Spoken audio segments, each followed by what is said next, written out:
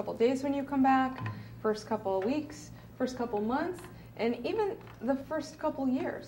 And then readjustment as a concept, shifting gears, how to deal with war is the gift that keeps on giving relative to that kind of trauma. There are things that happen all along the life cycle and across a relationship. And that's still readjustment, 10, 15, 20, 40 years out.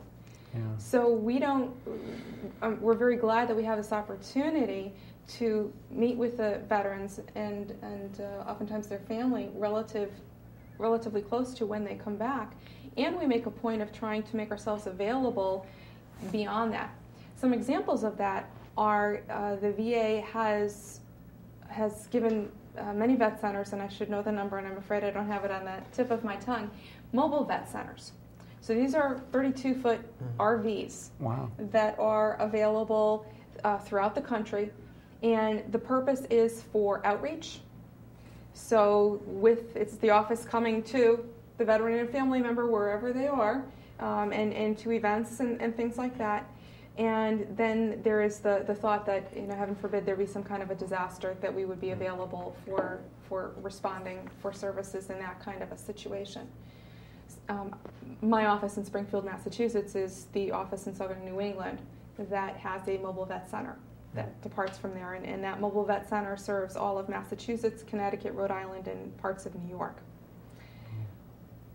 My vet center also does outreach at the Big E.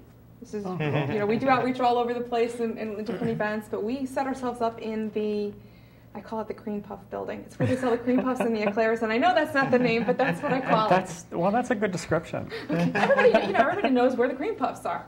So if whoever's listening, if you are coming to the Big E and you're thinking about cream puffs, stop by our table, and we will have lots of information to share with you, and you can pass on to those that you care about. During those 3 weekends, 2 weeks, we encounter thousands of veterans and their family members.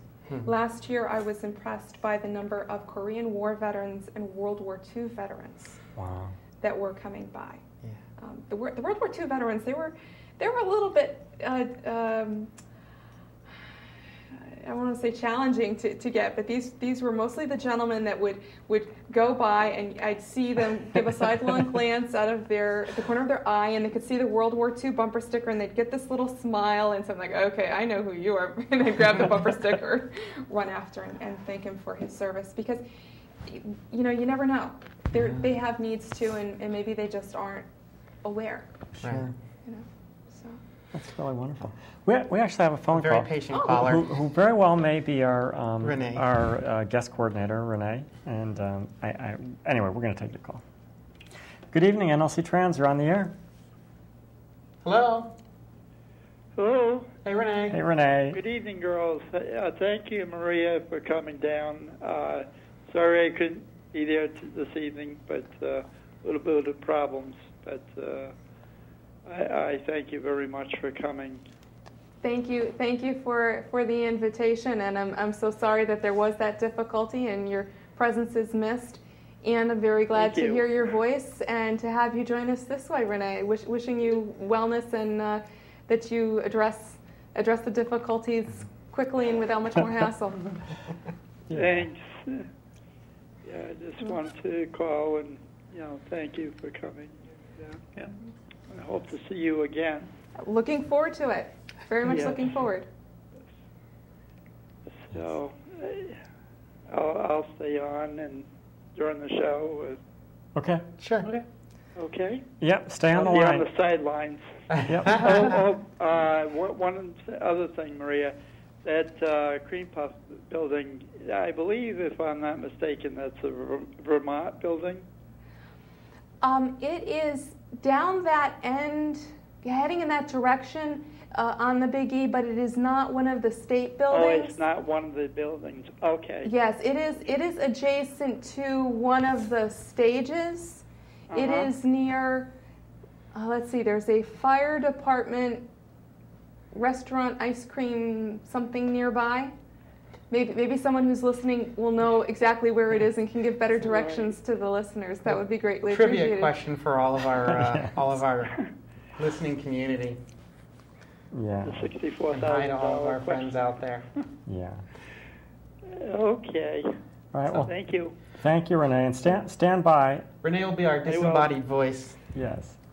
Yeah. Renee has been instrumental in bringing us guests, and Yep. we certainly appreciate that.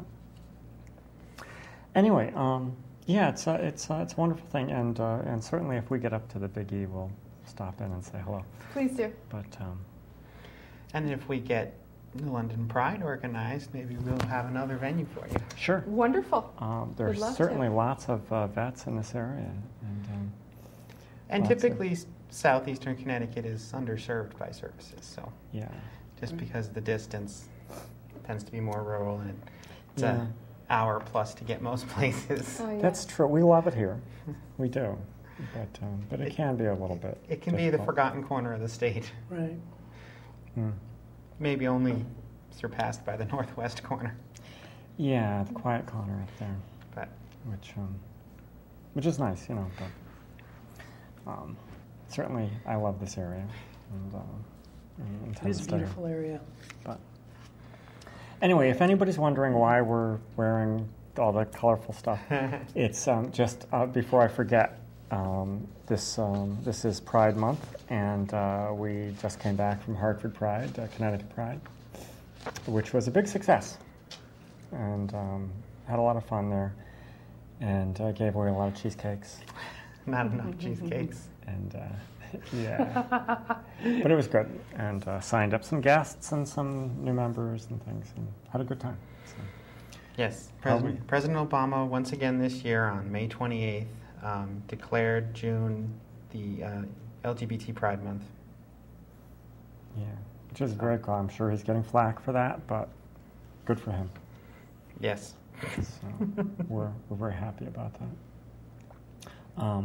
Anyway, there are several questions I don't want to put you on the spot, but several questions that I wanted to ask you, and the first being, obviously, we're very close to the LGBT community, and I was wondering, yeah, there's a lot of Being in the Venn diagram kind of counts as being near it, doesn't it? it sure does. We can't avoid it. We can't. That's true.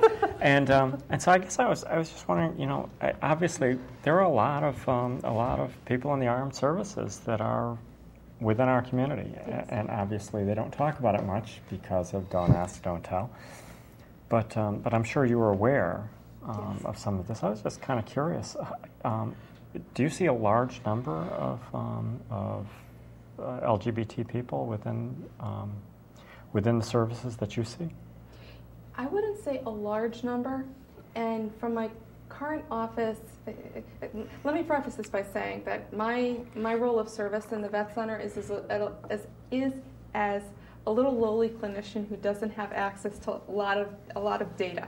Sure. Okay, so I can only speak from my personal experience on my little perch that's pretty low down the food chain. Having established that, in Southern Massachusetts, we have 3 facilities that offer similar services. There's the Vet Center, and 2 streets over there is the Bond Street Outpatient Clinic that also offers services, and there's the Northampton Medical Center. Mm-hmm. So because there are all of these offices, and I have no way of finding out who is getting services from where, right. My hunch is that there are more veterans, and there are more veterans from the LGBT community. I just have no way of tracking them. When I worked at the Hartford Vet Center, I was much more aware of the numbers of LGBT vets, and I worked with several on my own caseload